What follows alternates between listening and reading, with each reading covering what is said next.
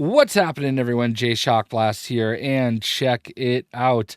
Back in early December, I was invited to a special creator event in Burbank, California, where I got to play Suicide Squad Kill the Justice League with a couple other creator friends and some of the folks from Rocksteady. And I want to start off by saying thank you to WB Games. They did provide me with all of my travel accommodations. So they flew me out there, put me up in a hotel, even covered a meal or two, and gave me this really cool chance to have some early access to the game. Now, in this video, I will be mixing in some edited footage of my gameplay experience. In the gameplay, you will notice that I am playing with 3 other people. The other people are Caboose, who is playing as Captain Boomerang, and Uncaged Games, who is playing as King Shark. Definitely make sure you check both of them out on their YouTube channels. They will also have coverage of the game starting today, I believe. Also, we were joined by a member of Rocksteady, and I am actually kind of embarrassed. I think his name was Jamie. Lots of tattoos. Super awesome dude. Very helpful. Loved playing with him. Thank you for giving us just a great experience. Now, it's very important to me to start off by saying this is my honest opinion. I'm not influenced by the fact that I was flown out there or any of that stuff. I do know that there are some people that are going to be skeptical of that, but I want to make sure I address that from the get-go, okay? If you do feel some kind of way that I am influenced by it, I can't do anything about that. But I promise you, for almost 14 years on YouTube, I've always been a straight shooter. You can look at my track record. I played a lot of games for a long time that some people didn't like, and I can't help but feel the way that I do. And the way that I feel is this game is what it is, and I'm just going to enjoy it for what it is. And enjoy it I did. Now, I've said many times on podcasts like the After Show with Sadat the Gamer that if I had a choice of what this video game would be, obviously I would rather play as the Justice League like just about everybody else. But that's not what we're doing here, and it's not suddenly going to become another Batman game. All right, it just isn't. So I feel like if you could just get over that hump and judge the game for what it is, I think you're probably going to be very pleasantly surprised. It is a very well put together video game, as you would imagine. Rocksteady has a tremendous track record with their Arkham series, and I think that's probably the biggest reason why so many people are disappointed that this is not Batman Arkham 4 or 5 or whatever you want to call it. You know what I mean? And I get that, okay? I really do. I understand it's also compounded by the fact that this is Kevin Conroy's last appearance as Batman. Again, I get that. I also get the vibe that Batman is going to be a really cool part of this game for other reasons. And I think that's what I'm so excited about with this game, is that it is something different. I never would have chosen a Suicide Squad game, but if you look at what things, the way they've put this game together and the plans they have for it post-launch, I really feel like this has an opportunity to be everything that Marvel's Avengers wanted to be but couldn't, okay? Because the biggest problem with Marvel's Avengers, a game that I put thousands of hours into and streamed for over 1,000 days, the biggest problem with it was that they could not keep up with the content. I feel like, yeah, there were some issues with the gameplay and whatever, but like, I feel like once they got over that hump, the issue was putting out new content. And I don't think that's something that Rocksteady is going to have some trouble with. I'm under the impression, and we'll probably get the third insider focusing on the post-launch stuff next week. Very soon, because the game's coming 20-something days from now. I get the feeling that they're going to lay out a really cool and aggressive plan, and without saying things I'm not at liberty to discuss, some of the things I have heard are pretty cool, and they're going to address a lot of the issues that I think people have with the microtransaction portion of the game. But none of that is something I'm officially allowed to really get into. So we're gonna just kind of tip our toes in the water on that and then progress. All right. Now I want to point out in the background, I've probably got some video playing and everything, and the cuts are going to be a little different. We had some obligations on the way that we were allowed to present the material, so I'm trying my best to put together, little clips that fit into the parameters of what we were allowed to do. What I'm talking about might not always match up in the background. And for that, I apologize. But there's a lot of really great stuff going on with the game. We got to play a lot of early stuff, stuff that you probably played in the alpha if you got to play the alpha. We also played the section where we see Poison Ivy for the first time, which was certainly very interesting, and the reaction to her has also been interesting. And trust me, when we were in the moment, I was like, oh, this is interesting. It's kind of got that Baby Groot vibe, where he restarts as a little sapling and grows up. I think it's an interesting take. I don't particularly love the presentation per se, but it makes sense to me, and I think that's all that matters. I played as Deadshot. All right, I like Deadshot. For my time in the alpha, I enjoyed Deadshot the most, and I think that's probably going to be my main character as I progress. Sorry, having a dog means that he's just gonna be here and making noise because I'm talking, and I'm doing this all straight shot. All right, now here's the thing. I think a lot of what I got to play was fun. And the biggest part for me, though, is that it is a game that is not going to just come to you. It has a learning curve. The traversal is certainly interesting. Each character has different traversal that will improve with different gear and skills over time. But once you get over that learning curve, I think it's really cool, and especially with King Shark. I look at King Shark, and I think he's what the Hulk was supposed to feel like all along. The open world is fantastic. There's a lot of really cool things. It's kind of nice to be in Metropolis instead of Gotham yet again. When you think about all the open world DC games outside of DC Universe Online, it's been Gotham, right? Like we've been mostly exploring Gotham. This feels like a much more fun world. There's lots of cool, little Easter eggs and you know scenery to experience. We didn't get to go too far, so I didn't even really get a full scale of how big the city was, but it did feel very big, and it did feel a little alive.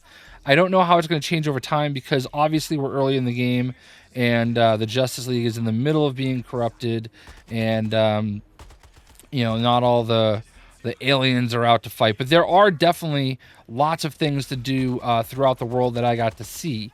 We obviously took over the Hall of Justice and got to walk around and explore the Hall of Justice. It's a really cool experience to kind of see the way they kind of put some of the lore into the game. By doing these fun little interactive things. If you did play the alpha, you probably got to play that little Batman level where he kind of stalks you through the museum, and that was a really cool vibe. And it also kind of got you up to speed with everything that's happened in the Arkhamverse, because this is in the Arkhamverse, and that's definitely very evident through all of that. A lot of what we got to see was a little bit of John Stewart Green Lantern, tracking people down.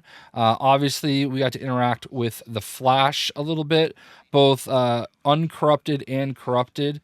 Obviously, Diana, Wonder Woman herself, shows up, and there's Amanda Waller, she's very hateable.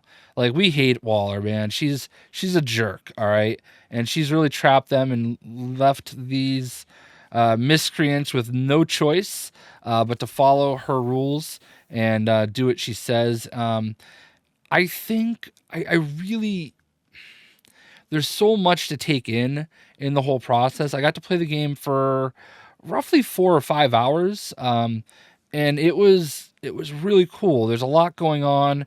Obviously, one of the criticisms of the game is it's a looter shooter, and I get that. I mean, people are tired of looter shooters in some regards, but also looter shooters are some of the most popular games running right now. And you have to understand that like this is something that was planned years ago. So once you get the ball rolling and at a certain point, you're kind of committed to it. And I think it works really well here. And I think one of the things people are not noticing is that a lot of the things that make a character like Captain Boomerang, like Hello, his boomerang, they're still there. Like he still has boomerang attacks. It basically works as a melee attack. Deadshot has his little gauntlets, if you will, that shoot things, and Harley's got her baseball bat, and Shark is just gonna shark. You know what I mean? They've got like really cool melee attacks, and you're not gonna just feel like you're always using a gun. I mean, theoretically, you could just melee attack your way through everything. It's one of the ways you get back shield anyway. Again, learning curve. Definitely some things you're gonna have to learn as you play through it. So let's talk about the elephant in the room. Kill the Justice League. People seem to be surprised that that is what you are tasked with doing. And while I did get to do a boss battle with the Flash, I can't really discuss too much. They did give us some B-roll footage that I'm hopefully playing right now, showing that encounter with the Flash. And I did at the end get the kill shot on the Flash after, if we're being honest, Caboose put me in his backpack and just dominated the whole thing. But we didn't get to see the cutscene that happens once you actually win that fight. So I don't know really how far into killing the Justice League we actually go, but through the dialogue, you will notice that it feels like whatever is happening to them is irreversible. So, newsflash, the name is Suicide Squad Kill the Justice League. Yes, there is a possibility that you are going to literally kill the Justice League. Not my choice, not what I would have chosen, but it's what we have. And I did find it very enjoyable. The guns are really well made. I obviously used Deadshot, so I used a lot of sniper rifles. He also had LMGs. There was a point where we went into that Flash encounter where they prepped us. The whole playing experience was curated. There was obviously saves that they had specifically for this experience, and their builds. I mean, that's something a lot of people are not knowing or understanding quite yet. Is you can actually make builds for your characters. You can get specific types of guns that do certain damage types. Poison Ivy becomes a vendor along with the Penguin and I want to say the Tinkerer. They all have different things, and Poison Ivy, what she does is she offers afflictions, which basically can help you do ice damage or poison damage or fire damage or things of that nature, and you can reset them by going to her and paying her in cookies and toys. I made that up, but anyway, and Penguin does his thing. There are definitely different grades of weapons that you can acquire throughout. It is a looter shooter after all. What I will say that is very interesting is the weapons. There's no like level, so like when you find a weapon, that's the weapon, all right, and it's just gonna work with you, so you're not constantly looking for a level. Oh, I got the level 4 version, let me get the level 7, let me get the level 8 version. You have the confidence of knowing if in chapter 3 you get this sick like I forget what they call it, like this purple level, the best level of rarity black mask gun sniper rifle that you can, that it's not going to be, you're not going to have to throw it away after you level up a couple more times. So it's not going to become obsolete. You've got the option to, constantly keep it in your arsenal throughout the game. So that's great. I think that's a very cool feature that kind of keeps you able to have the best guns for you. There's different weapon mods and different things that can improve your traversal. Obviously, with Deadshot, he's got the jetpack, so he runs out of fuel over time, and you can basically curate your experience to get him to travel further and more and reboot and refuel faster and all those types of things. So it's a great thinkers game, and I think that's something a lot of people enjoy, and it's something I'm looking forward to some of my favorite creator friends theory crafting and putting together some cool videos on how to do things and do them better. So the voice acting is stellar. There's lots of little jokes and fun interactions between the characters. One of the things that kept happening to me is I'm like a squirrel or like a dog that sees a squirrel. Like I would be flying around and trying to keep up with everybody, and I would see something little and I'd go over and look at it, and all of a sudden realize that they're starting the quest, and you have 30 seconds to get there, and poof, I would never get there in time, and my head would explode, and then it would, pull me forward. Now, one of the things that a lot of people need to understand is this game can be played with friends in co-op, or you can play it completely single player. One thing that they've already announced through their Discord is that this one of the things that a lot of people were upset about was the fact that it's supposed to be always online, and at some point after launch that will be going away, so you don't have to worry about logging into the cert. You don't have to always be online. All right, like you don't have to worry about the game shutting down however long down the road, not being able to play it. That'll be an option that's there. But I will say playing with friends is pretty cool. And obviously you can play with up to 4 friends, and everybody can be a different character if they want to. Obviously it's fun to have, each of the characters for interaction purposes. And yeah, man, I think I'm going to play as everybody at some point. Um, the skill tree is pretty interesting. I'm not going to sit here and pretend that I had a lot of time to go through all the skill tree. I did add skills as I leveled up, but I kind of just picked whatever I could real quick. So I'm probably not qualified to really go through it all that much. But I'm very much looking forward to what comes next.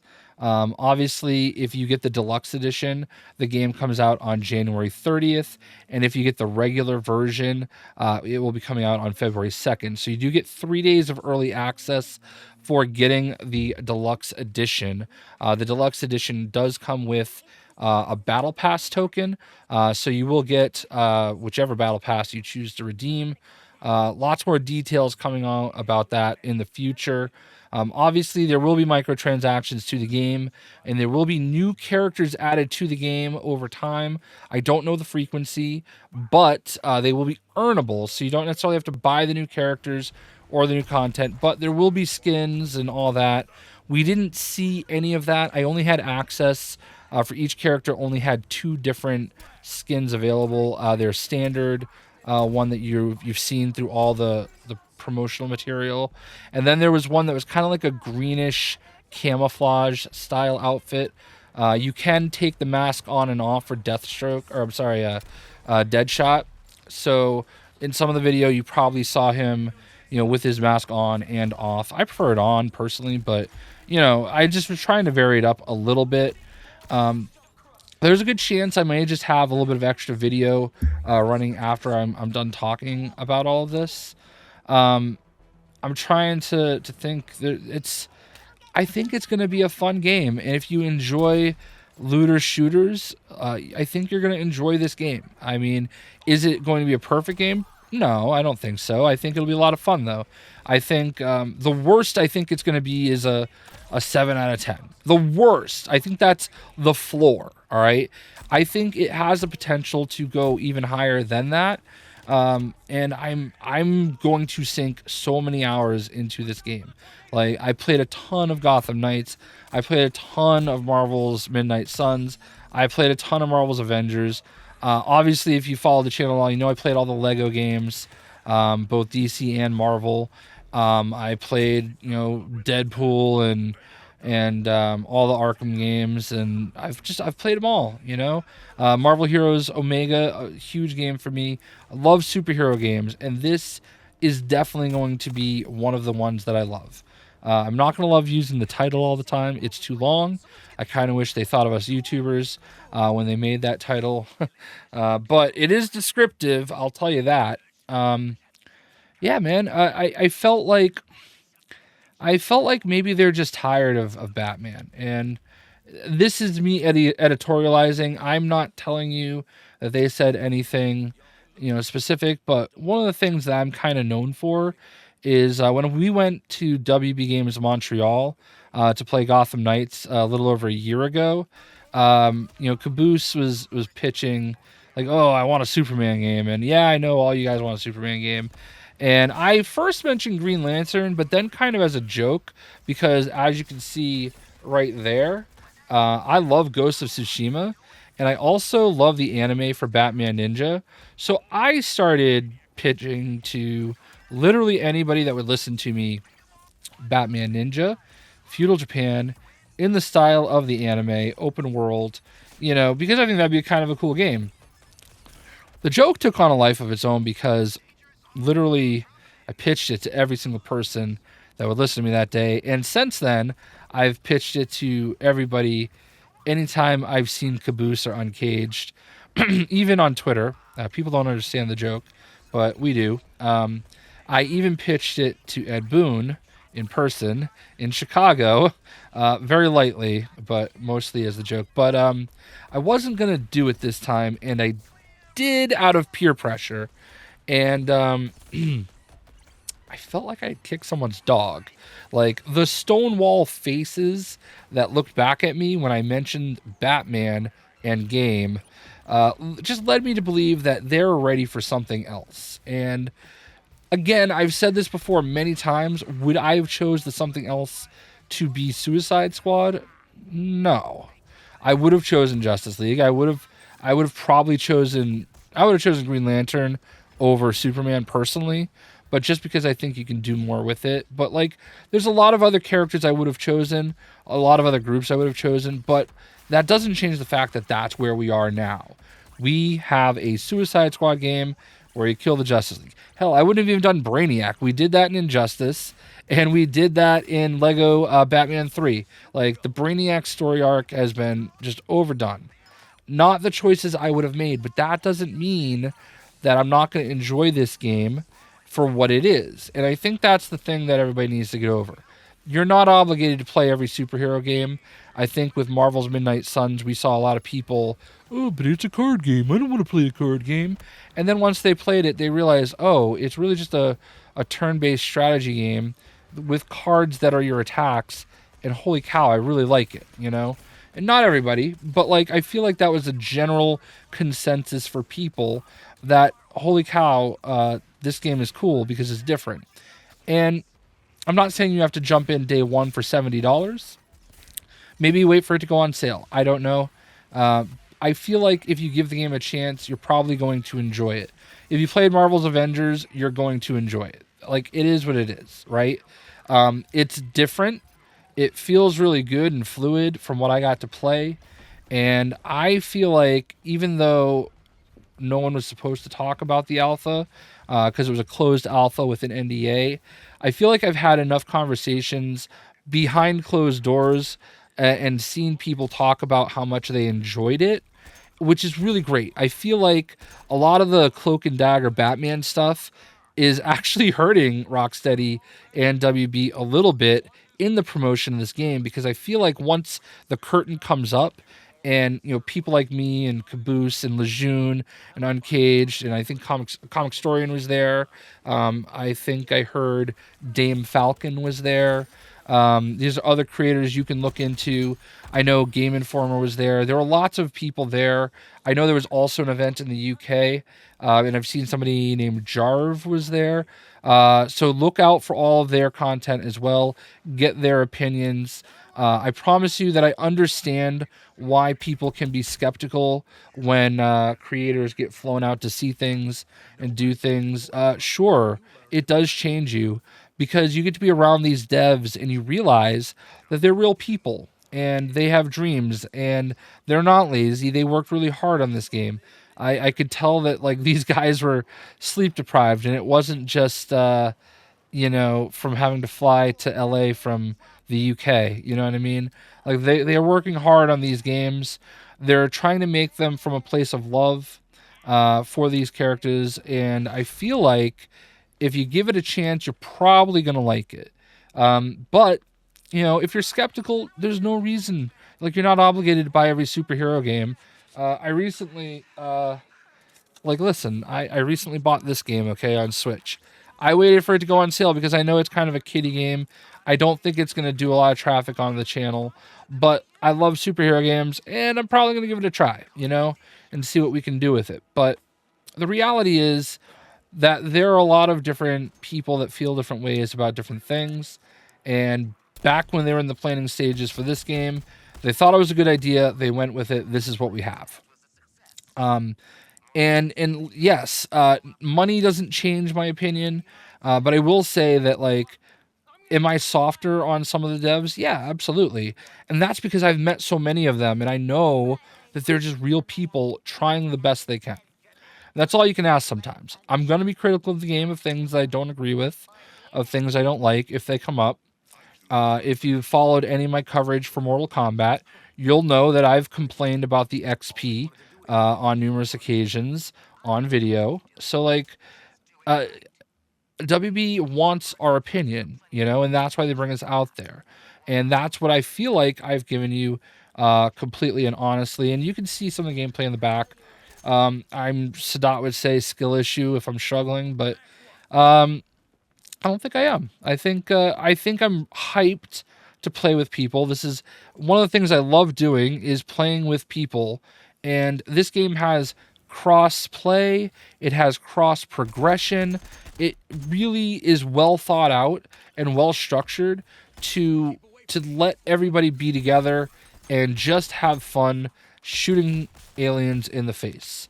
And maybe the Justice League. You can shoot them in the face too. Because I did. And it was great. That whole encounter was really cool. So I'm looking forward to playing more. I'm looking forward to playing with everybody. I'm looking forward to watching my friends' coverage. It was really awesome to get to meet Lejeune for the first time. We got to go out to dinner. Obviously, Uncaged Games and Caboose are probably sick of seeing me. I'm kidding. Maybe. But, like, yeah, man, like, thank you, WB, for always taking care of me. I really, like, I did all this in one take, by the way. I'm so thirsty. It's very dry here. And I hope that I was able to kind of relay a little bit about the game. I can probably go deep diving on some of the different podcasts that I'll be doing. Obviously, on every Friday, we do the After Show podcast with myself and Sadat the Gamer, so we'll be live then. There were limitations, again, to the way I can present some of the footage here. So keeping that in mind, I just tried to put together a lot of little clips that made sense, and hopefully you enjoyed seeing that in the background. For now, I'm going to play you my theme song, the JayShockblast song, with a little bit more gameplay in the background. And I hope you guys enjoyed this video. The game is coming on February 2nd, and if you do, again, get the deluxe edition, you can have 72 hours of early access on January 30th. Thank you guys for watching. I hope you guys enjoyed. Please don't steal my video. I've got watermarks and everything. All right, we'll see you.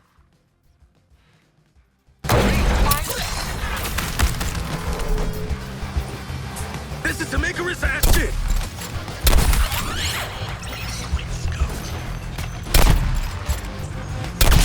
We need those terminal bits if we're gonna take out that gun! Whoops! Whew! You four got its attention!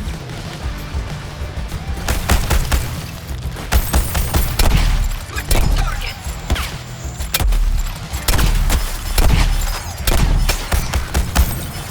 You don't have to control you guys, dude.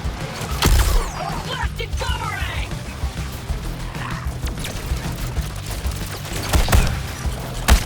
Shield depleted!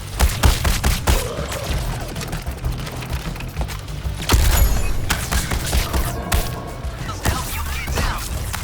Wheels. New firing pattern, huh? Okay. Well, I'm running out of switches to flip, so... That artillery's on its last legs, but you really pissed it off. Expect a hot AO. Stay down, Shark. You don't want to risk your life. Hey, cut that out! That gun's out of my AO, and you four are are still in one piece. Let's call it good news, not too bad news, TFX. Let us extract Luther before the Flash returns.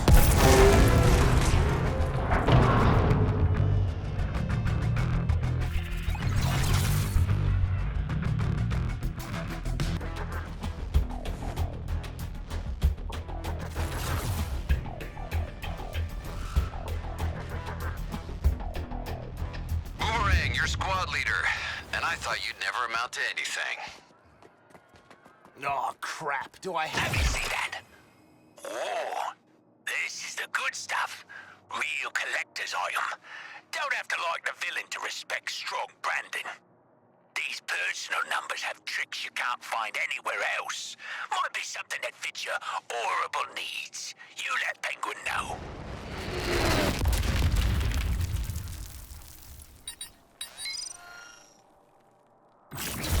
Y'all can look at this piece, but don't touch. Fingerprints. Latest for the greatest.